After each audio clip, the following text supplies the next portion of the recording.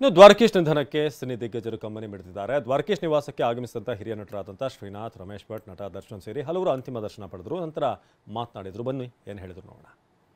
ಸುಮಾರು 51 ಸಿನಿಮಾಗಳನ್ನು ನಿರ್ಮಾಣ ಮಾಡಿದ್ರು. 17-18 ಸಿನಿಮಾ ನಿರ್ದೇಶನ ಮಾಡಿದ್ರು. ಎಲ್ಲವೂ ಅತಿ ಶ್ರೇಷ್ಠವಾದ ಕೊಡುಗೆಗಳು.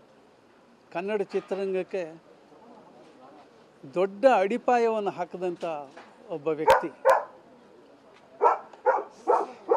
ಅಂಥ ಹೃದಯವಂತ ಒಬ್ಬ ವ್ಯಕ್ತಿನ ನಾವು ಇವತ್ತು ಕಳ್ಕೊಂಡಿದ್ದೀವಿ.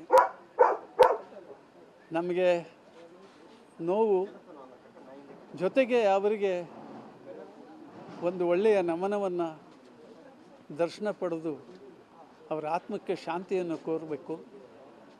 ಅವರ ಕುಟುಂಬದವರಿಗೆ ಈ ದುಃಖವನ್ನು ಅರಗಿಸ್ಕೊಳ್ಳುವಂಥ ಶಕ್ತಿ ಪರಮಾತ್ಮ ಕೊಡಲಿ ಅಂತ ನಾನು ಪ್ರಾರ್ಥನೆ ಮಾಡ್ತೀನಿ.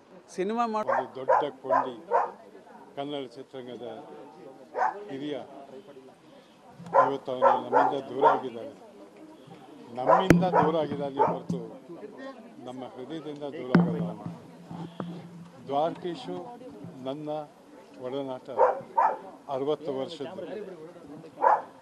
ವರ್ಷದ ಕೆಳಗೆ ಬೆಂಗಳೂರಿಗೆ ಅವನು ಬಂದಾಗ ಹೋಟೆಲ್ ಬ್ರಾಡ್ವೇನಲ್ಲಿ ನನಗೊಂದು ಅವಕಾಶ ಕೊಡ್ತೀರಾ ಅಂತ ಕೇಳೋದಕ್ಕೆ ನನ್ನ ಸೋದರ ಮಾವ ರಾಮಕೃಷ್ಣ ಅಂತ ದ್ವಾರಕೀಶ್ ಕ್ಲಾಸ್ಮೇಟ್ ಆಗಿದ್ದ, ಅವ್ನು ಕರ್ಕೊಂಡು ಹೋದ.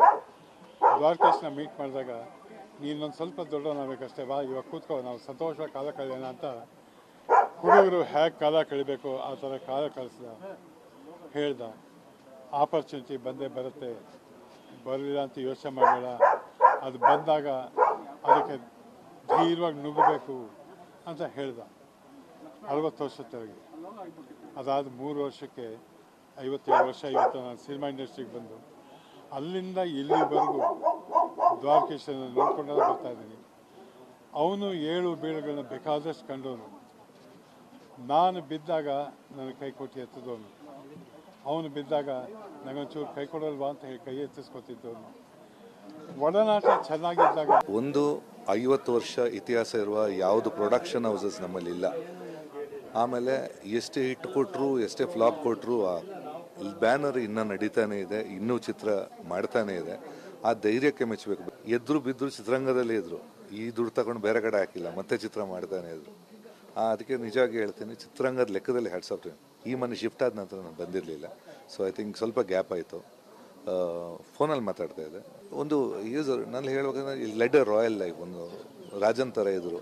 ಸೆಟ್ಟಿಗೆ ಬಂದರು ಅಷ್ಟೇ. ಬಂದರೆ ಒಂದು ಪ್ರೊಡ್ಯೂಸರ್, ಈಗ ಅವರು ಕೆಲವರು ಬಂದರೆ ಯಾರ ದಳ್ಳಾಳಿ ಬಂದಂಗೆ ಅನಿಸುತ್ತೆ, ಬಟ್ ಇವ್ರು ಬಂದಾಗ ಒಂದು ರಾಜ ಬಂದು ಸೆಟ್ಟಿಗೆ ಒಂದು ರಾಜ ಬಂದಂಗೆ ಇರುತ್ತೆ. ಒಂದು ಬಂದರೆ ಪ್ರೊಡ್ಯೂಸರ್ ಬಂದರು, ಒಂದು ಹವಾ ಕ್ರಿಯೇಟ್ ಆಗುತ್ತೆ. ಅಷ್ಟು ಹವಾ ಕ್ರಿಯೇಟ್ ಆಗ್ತಾ ಇತ್ತು. ಸೊ ಒಂದು ಐ ಥಿಂಕ್ ಸಫರ್ ಆಗಿಲ್ಲ, ಸಾರ್ಥಕ. ಸಾಧಕರಲ್ಲಿ ಸಾಧಕ ನಮ್ಮ ದ್ವಾರಕೀಶ್ ಅಣ್ಣವರು. ಒಬ್ಬ ನಿರ್ಮಾಪಕನಾಗಿ ಸಾಹಸಮಯ ಚಿತ್ರಗಳನ್ನು ಮಾಡಿದಂಥವ್ರು. ಅಂಗೈಯಾಗಲ ಮಾರುಕಟ್ಟೆ ಇದ್ದಂಥ ಕನ್ನಡ ಚಿತ್ರರಂಗಕ್ಕೆ ಮಾರುಕಟ್ಟೆಯನ್ನು ತಂದುಕೊಟ್ಟಂಥವರು. ಜೊತೆಗೆ ಕನ್ನಡ ಚಿತ್ರರಂಗ ನಾವು ಇನ್ನೂ ಕೂಡ ಬಲಿಷ್ಠವಾಗಿ ಬೆಳಿಬೇಕು ಅನ್ನೋದನ್ನು ಭಾಳಷ್ಟು ಜನ ಕಿರಿಯರಿಗೆ ತಿಳಿಸ್ಕೊಟ್ಟಂಥವ್ರು. ಕನ್ನಡ ಚಿತ್ರರಂಗ ಹೊರದೇಶದಲ್ಲಿ ಚಿತ್ರೀಕರಣ ನಡೆಯೋದಕ್ಕೆ ಬುನಾದಿ ಹಾಕಿದಂಥದ್ದು. ದ್ವಾರಕೀಶ್ ಅವರ ನಿಧನಕ್ಕೆ ನಟ ರಜನಿಕಾಂತ್ ಸಂತಾಪ ಸೂಚಿಸಿದ್ದಾರೆ. ನನ್ನ ದೀರ್ಘಕಾಲದ ಗೆಳೆಯನ ನಿಧನದಿಂದ ನೋವಾಗಿದೆ. ಅವರೊಂದಿಗಿನ ಸವಿ ನೆನಪುಗಳು ಈಗ ನೆನಪಾಗ್ತಾ ಇವೆ. ಅವರ ಕುಟುಂಬಕ್ಕೆ ನನ್ನ ಸಂತಾಪಗಳನ್ನು ಸೂಚಿಸ್ತೇನೆ ಅಂತ ಟ್ವೀಟ್ ಮಾಡಿದ್ದಾರೆ. ಸೊ ಇದು ರಜನಿಕಾಂತ್ ಅವರ ಟ್ವೀಟ್. ನನ್ನ ಬಹು ವರ್ಷಗಳ ಗೆಳೆಯ ದೂರ ಆಗಿರುವಂಥದ್ದು ನೋವನ್ನು ತಂದಿದೆ ಅಂತ. ದೀರ್ಘಕಾಲದ ಗೆಳೆಯ, ಅವರೊಂದಿಗಿನ ಸವಿ ನೆನಪುಗಳು ಈಗ ನೆನಪಿಗೆ ಬರ್ತಾ ಇವೆ. ಅವರ ಕುಟುಂಬಕ್ಕೆ ನನ್ನ ಸಂತಾಪಗಳನ್ನು ಸೂಚಿಸ್ತೇನೆ ಅಂತ ಟ್ವೀಟ್ ಮೂಲಕ ನಟ ರಜನಿಕಾಂತ್ ಈಗ ತಿಳಿಸಿದ್ದಾರೆ. ಸೊ ಒಂದು ಟ್ವೀಟನ್ನು ನಾವೀಗ ನೋಡ್ತಾ ಇದ್ದೀವಿ. ಇದೇ ಟ್ವೀಟ್ ಮೂಲಕ ಸಂತಾಪ ಸೂಚಿಸಿದ್ದಾರೆ.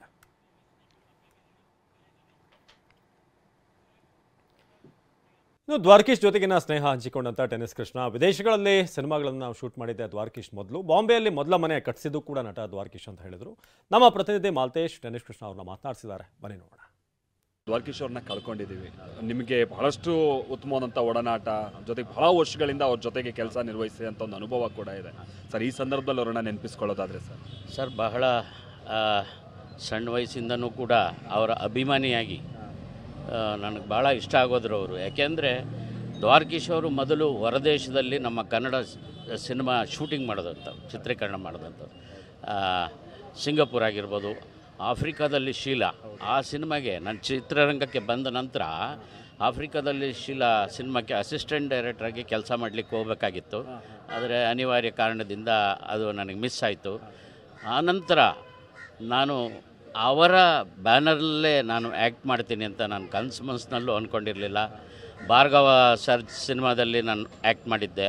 ನಂತರ ದ್ವಾರಕೀಶ್ ಅಣ್ಣವರ ಒಂದು ಸಿನಿಮಾ, ಅವರು ಗಿರಿ ಮಗ, ಆತ ಮಜ್ನು ಅನ್ನೋ ಒಂದು ಸಿನಿಮಾದಲ್ಲಿ ನನಗೆ ತುಂಬ ಒಳ್ಳೆಯ ಪಾತ್ರವನ್ನು ದ್ವಾರಕೀಶ್ ಅಣ್ಣವರು ಮಾಡಿಸಿದರು, ಅವರ ಡೈರೆಕ್ಷನ್ನಲ್ಲೇ.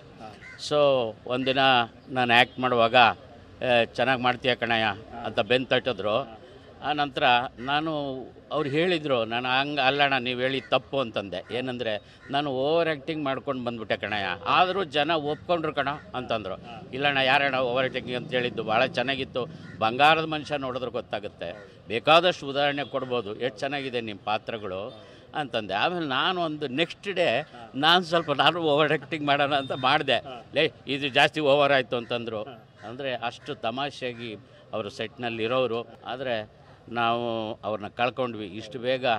ಅಂದರೆ ಕನ್ನಡಕ್ಕೆ ಒಂದು ದೊಡ್ಡ ನಷ್ಟ ಆಯಿತು. ಇನ್ನೂ ಅವ್ರು ಇದ್ದಿದ್ದರೆ, ಅವರು ಇದ್ದಾರೆ ಅವ್ರ ಮಗ ಅವ್ರು ಇದ್ದಾರೆ ಅಂತಲೇ ತಿಳ್ಕೊಳ್ಳೋಣ.